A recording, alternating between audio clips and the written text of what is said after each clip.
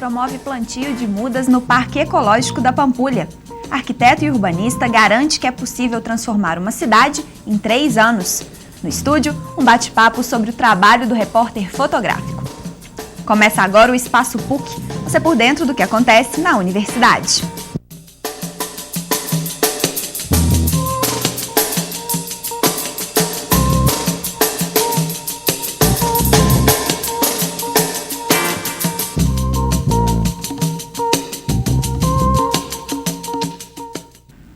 Olá! Hoje, 3 de setembro, é comemorado o Dia do Biólogo. Para não deixar a data passar em branco, alunos do curso de Ciências Biológicas da PUC Minas participam amanhã do plantio de 500 mudas de espécies nativas do Cerrado e da Mata Atlântica. Além disso, eles oferecem oficinas, exposições e shows. A comemoração acontece de 1h30 às 6 da tarde, no Parque Ecológico da Pampulha, que fica na Avenida Otacílio Negrão de Lima, número 6061. A entrada é gratuita. A cidade sustentável. Esse foi o tema da última edição do projeto Conexão Ciência e Cultura, que teve como convidado o arquiteto e urbanista Jaime Lerner. Você confere mais detalhes do evento na reportagem de Ícaro Carvalho. A PUC Minas recebeu Jaime Lerner em mais uma edição do projeto Conexão Ciência e Cultura. 2 vezes governador do Paraná e 3 vezes prefeito de Curitiba e personalidade em destaque internacional, Jaime Lerner defende a sustentabilidade global. 75% das emissões de carbono se originam nas cidades. Então, e metade desses problemas corresponde ao automóvel. Então, se nós queremos ter uma ação mais efetiva em relação à sustentabilidade, é nas cidades que nós podemos dar uma contribuição maior. De maneira muito simples, usando menos o automóvel. Não é não usar o automóvel, mas, segundo, separar o lixo, morar mais perto do trabalho, trazer o trabalho mais perto da moradia.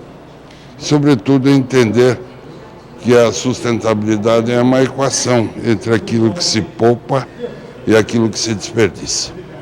Antes da palestra, uma visita ao Museu de Ciências Naturais da Universidade. No teatro, a expectativa de se conhecer um pouco mais do conhecimento e das experiências inovadoras do arquiteto. Pelo trabalho, pela experiência dele, tanto no Paraná como em vários outros países, uma vez que ele é consultor da ONU para assuntos relativos à sustentabilidade, ele traz uma informação muito rica para o meio acadêmico. Ao administrar a capital paranaense, Jaime Lerner tornou Curitiba um exemplo para o mundo. Ele garante que é possível transformar a cidade em 3 anos. A primeira coisa é realmente depender menos do automóvel. Ter boas alternativas de transporte público e usar todos os sistemas. Se você tem metrô, mas tem que ter um metrô esperto, tem que ter um ônibus esperto, táxi, bicicleta. Entender que nós temos que poupar mais do que desperdiçar. Então é uma questão de vencer paradigmas.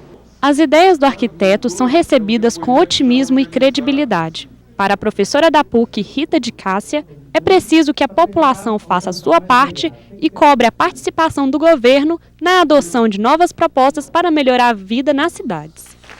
No contexto atual do Brasil, é a coisa mais difícil de fazer, porque as pessoas associam conforto com consumo.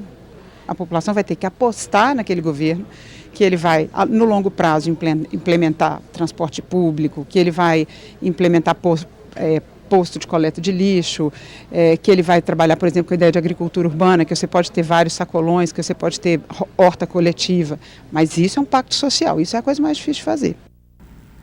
Quem não gosta de registrar momentos marcantes da vida? A mágica de congelar uma imagem para sempre fascina pessoas de todas as idades. Mas quando o assunto é fotografia profissional, entra em cena o repórter fotográfico. É ele quem consegue, com um clique, registrar fatos e acontecimentos marcantes, sejam políticos, históricos, esportivos ou culturais. Para contar um pouco sobre suas experiências profissionais como fotógrafo, eu recebo no Espaço PUC de hoje o professor Eugênio Sávio. Eugênio, seja bem-vindo ao Espaço PUC de hoje. Obrigado, Gabriel. Para começar o nosso bate-papo, eu queria que você contasse para a gente, primeiro, como que começou esse seu interesse pela fotografia.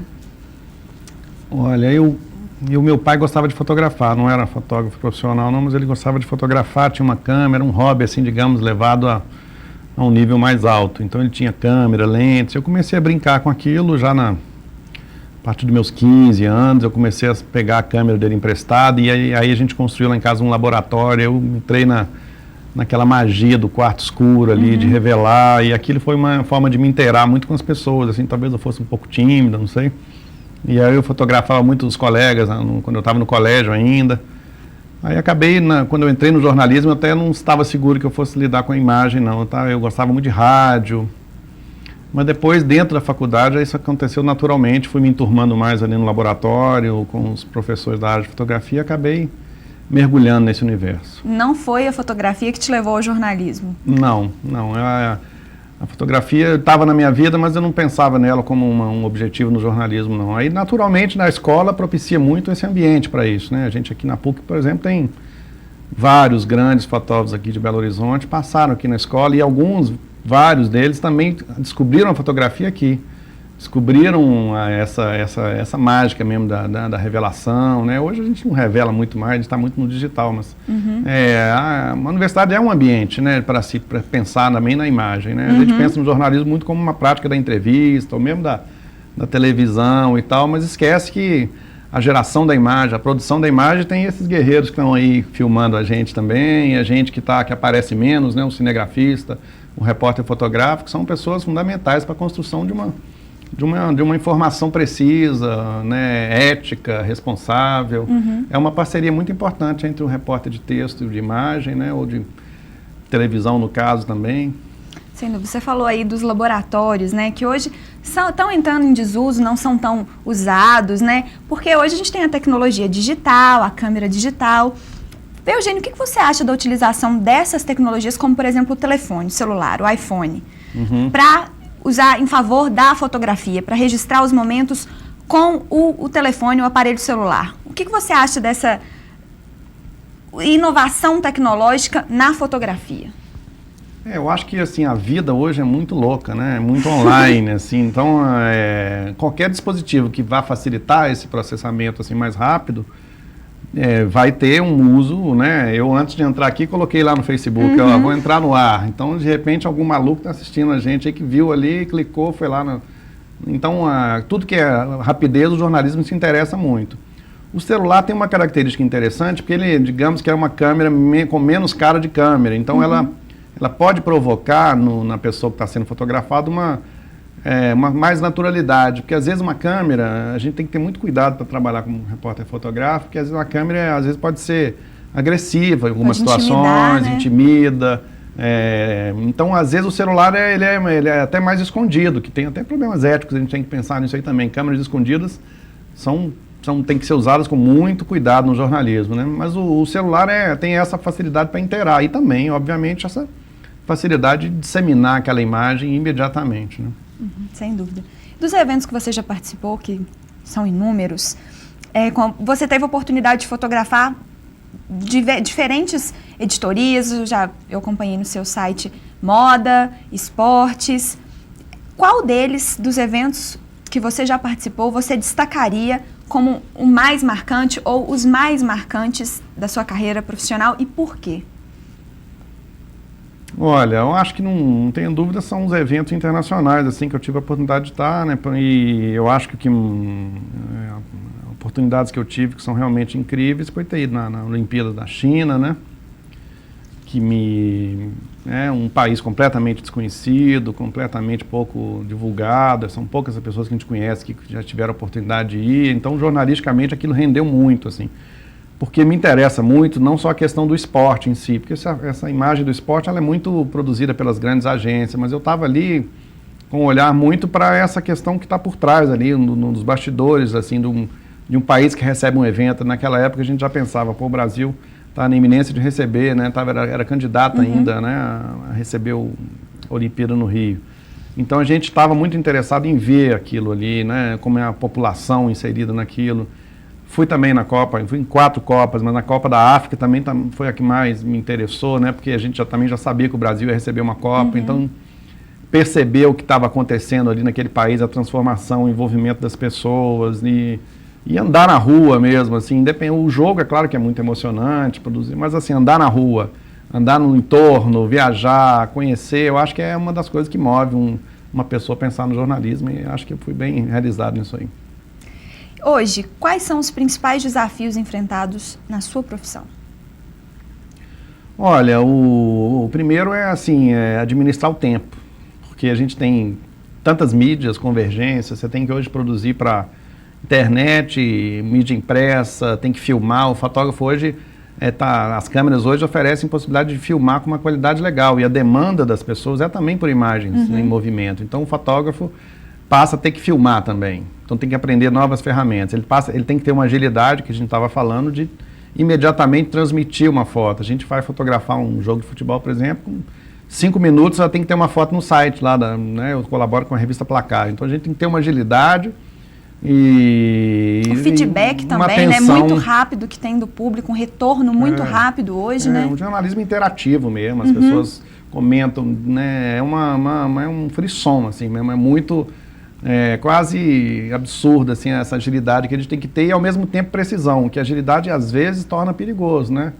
Você numa agilidade pode errar e a gente tem que ter preciso, tem que ter um respeito muito grande por quem está lendo, quem está vendo aquele material, tem que estar informado para saber o que é o correto ali, qual é a situação que represente mais aquela situação, então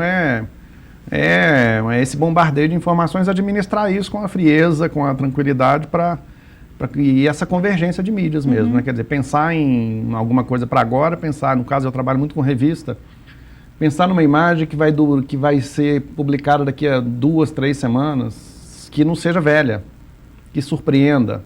Então tem muitos desafios assim do conteúdo, uma revista que é onde eu trabalho mais, ela tem que trazer novidade, e é difícil trazer novidade com tudo acontecendo online, então a gente tem que ter uma profundidade, uma série de questões assim que são bem interessantes e desafiadoras. Para finalizar, o que você diria, que conselhos você daria para uma pessoa que está começando agora como fotógrafo profissional, está querendo ingressar no mundo da fotografia profissional? O que você diria para essas pessoas? Olha, eu acho que a questão técnica é uma questão muito simples. Eu acho que a questão mais humana que a gente tem que desenvolver, ser correto, ser preciso, tentar ser imparcial. É difícil a gente não colocar o coração. Aliás, se não coloca o coração, fica ruim o trabalho da gente. Mas a gente colocar o coração com consciência, com respeito, lidar com as pessoas. Então, assim, a universidade é um campo interessante para isso. Eu acho que, naturalmente, você não é obrigado a fazer um curso de jornalismo para ser um fotógrafo, mas naturalmente aqui a gente tem possibilidade de pensar nessa questão do cidadão mesmo, né? E pensar em outras linguagens envolvidas no campo do jornalismo ou da imagem. Então acho que isso é uma das formas de pensar em crescer como fotógrafo. E estar muito atento ao que está acontecendo na cidade, né? A gente em Belo Horizonte tem um cenário muito interessante hoje, muitas exposições de fotografia, grupos pesquisando, palestras, a gente tem aí uma série tem um ambiente muito propício para o desenvolvimento de alguém que quer lidar com a imagem, seja ela para um campo mais artístico, para o pessoal, seja num campo profissional e nas diversas possibilidades. A fotografia é muito extensa, né? Você tem o jornalismo, tem eventos, tem fotografia corporativa, publicitária, é um leque muito amplo e tem que focar também. Eu acho que essa é outra dica, assim, o que eu quero, né? O que me move, o que me faz pensar e o que eu posso contribuir para o outro de alguma forma positiva. Ok. Eugênio, muito obrigada pela participação. Obrigado. Essa edição do Espaço PUC fica por aqui. Quer participar do programa? Então entre em contato com a gente enviando um e-mail para espaçopuc@pucminas.br. Assista também nosso programa no canal da PUC TV no YouTube. Acesse youtube.com/Memória PUC TV. Eu te espero amanhã às 5h30 da tarde. Obrigada pela companhia. Tchau!